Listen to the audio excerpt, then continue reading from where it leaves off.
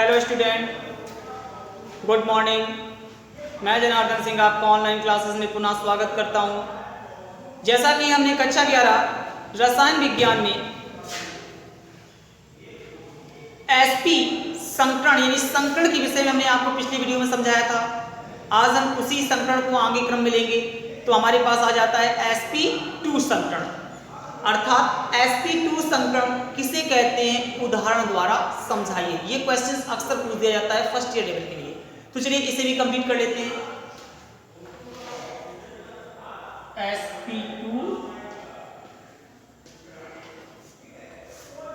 संकरण, sp2 संकरण किसे कहते हैं? जब किसी परमाणु पर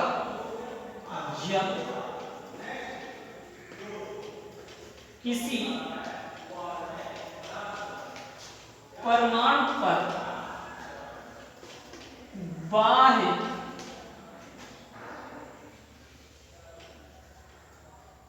s ऑर्बिटल, बाह्य कोशिका s ऑर्बिटल और 2p ऑर्बिटल, जब किसी परमाणु पर बाह्य कोशिका s ऑर्बिटल और 2p ऑर्बिटल आपस में मिलकर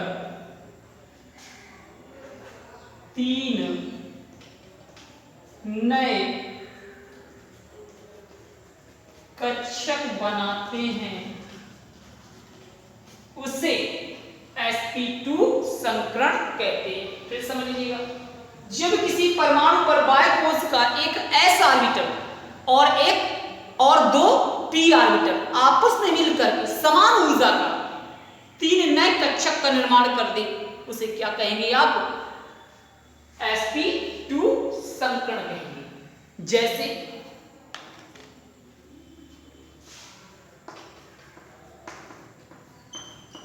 SO2 C2H4 C6H6। एग्जाम्पल के लिए, क्लियर करने के लिए एग्जाम्पल को एक्सप्लेन कर लेते हैं। जैसे हमने उठा लिया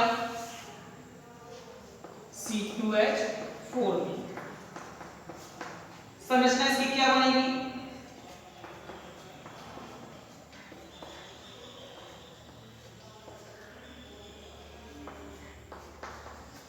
देखिए, इस कार्बन में कितने सिग्मा बॉन्ड बन रहे हैं? 1 2 3 और एक ये पाई। किसी भी कार्बन में आपके पास देखिए 1 2 3 तीन सिग्मा टोटल बन रहे हैं। प्रत्येक कार्बन में 3 सिग्मा बन रहे हैं। तो आपको अच्छी तरह बताया गया था कि S में केवल 1 सिग्मा रुकता था और P में कितने रुक जाएंगे जाकर के? 2। इस प्रकार आपके पास क्या आ गया? sp2 संकरण। इसी प्रकार आप बेंजीन दिखा सकते हैं, इसी प्रकार सल्फर डाइऑक्साइड दिखा सकते हैं। अब हम थोड़ा सा आगे और बढ़ेंगे तो हमारे पास आ जाता है sp3 संकरण। sp3 संकरण किसे कहते हैं?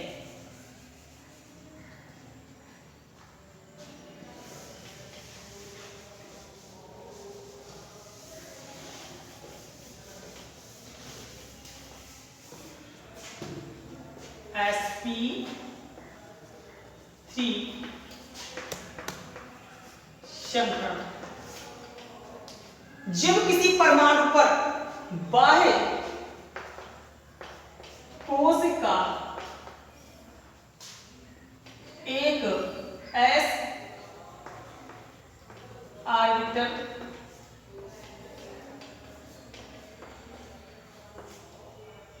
और 3 p ऑर्बिटल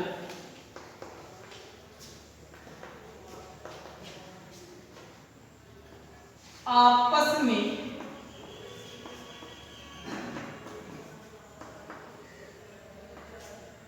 मिलकर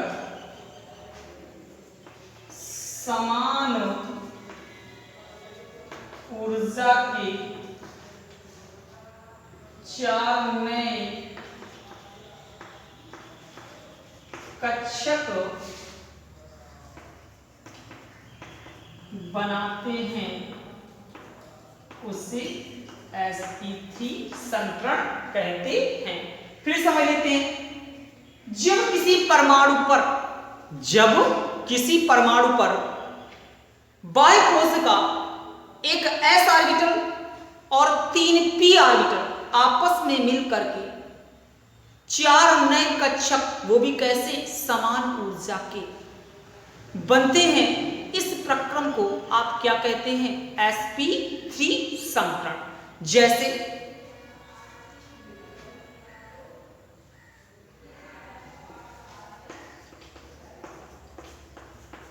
CH4CCl4, जैसे हम CH4 को एक्सप्लेन कर लेते हैं यहां पर कि CH4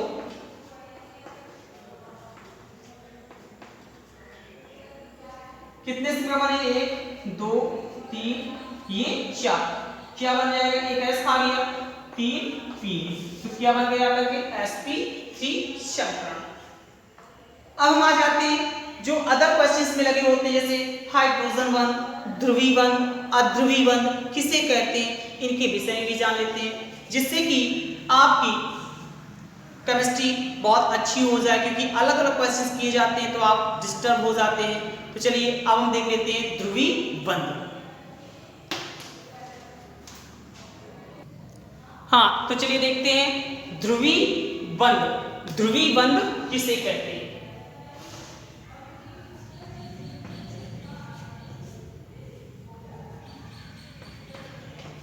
ध्रुवी बंध किसे कहते हैं, चलिए ध्रुवी बंध को भी समझ लेते हैं। जिस सहसंयोजी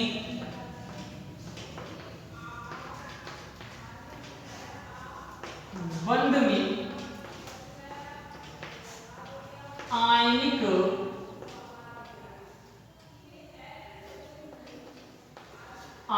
गुण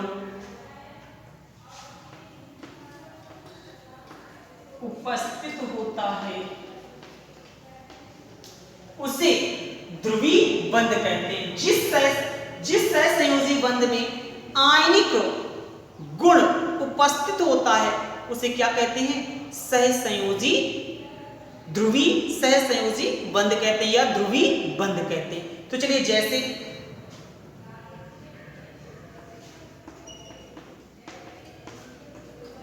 HCl HF H2O। अब हम आ जाते हैं अध्रुवी बंध।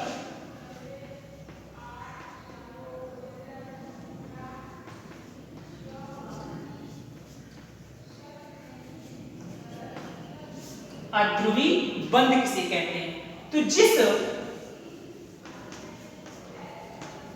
सहसंयोजी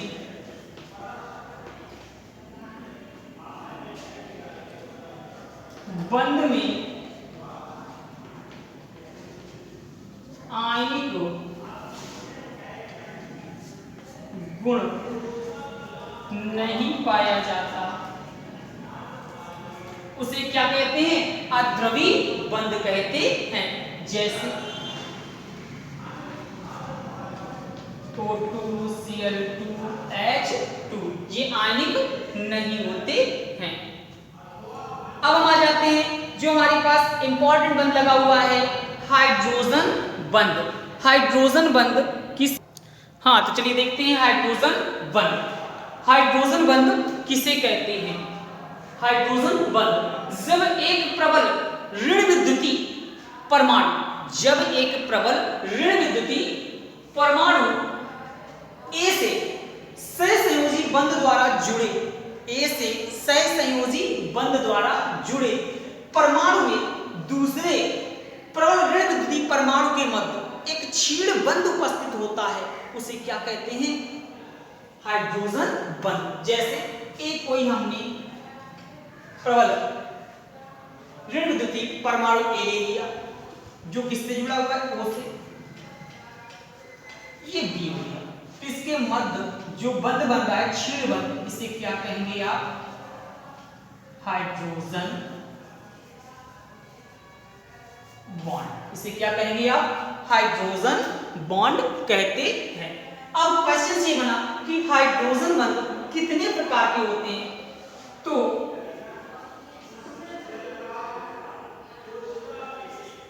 हाइड्रोजन बॉन्ड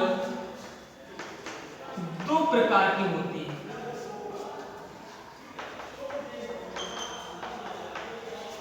कितने प्रकार के होते हैं? 2 प्रकार के होते हैं। कौन कौन प्रकार के होते हैं? चलिए इसे भी देख लेते हैं।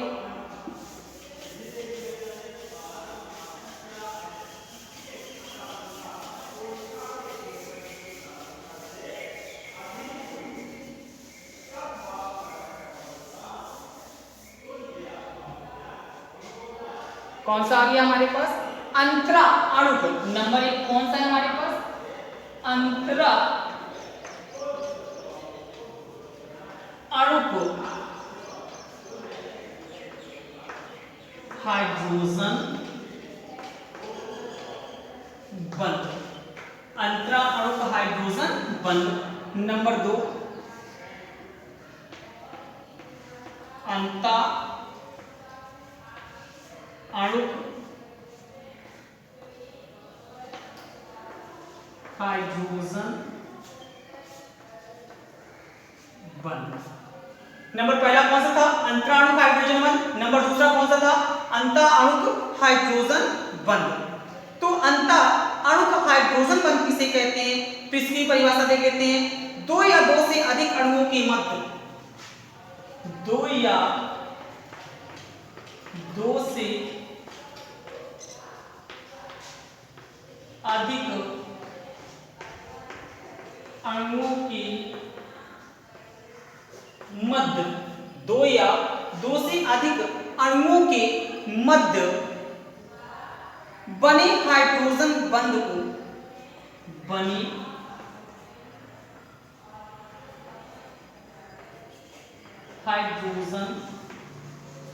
बंध को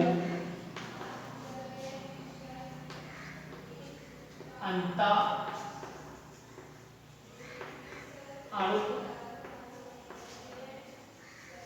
हाइड्रोजन बंध कहते हैं। जैसे H2O, जैसे H2O, HF, इनके मध्य जो भी बंध पाया जाएगा वो कौन सा बंध पाया जाएगा? अंतरा अणु हाइड्रोजन बंध। अब हम आ जाते हैं अंता अणु हाइड्रोजन बंध किसे कहते हैं? तो एक अणुओं के भीतर, एक अणु के भीतर बनने वाले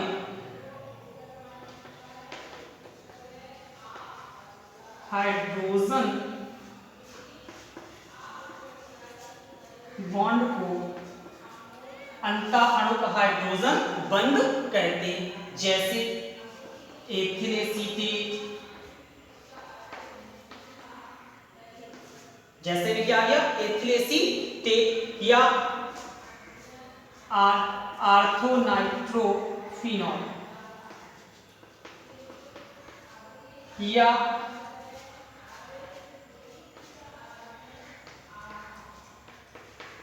सल्फ्यूरिक एल्डिहाइड।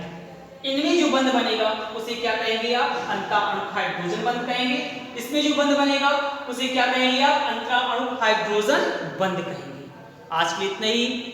अब हम आपको अगले वीडियो में और अच्छी से अच्छी जानकारी देंगे जिससे कि आपकी तैयारी अच्छे से हो जाए। धन्यवाद।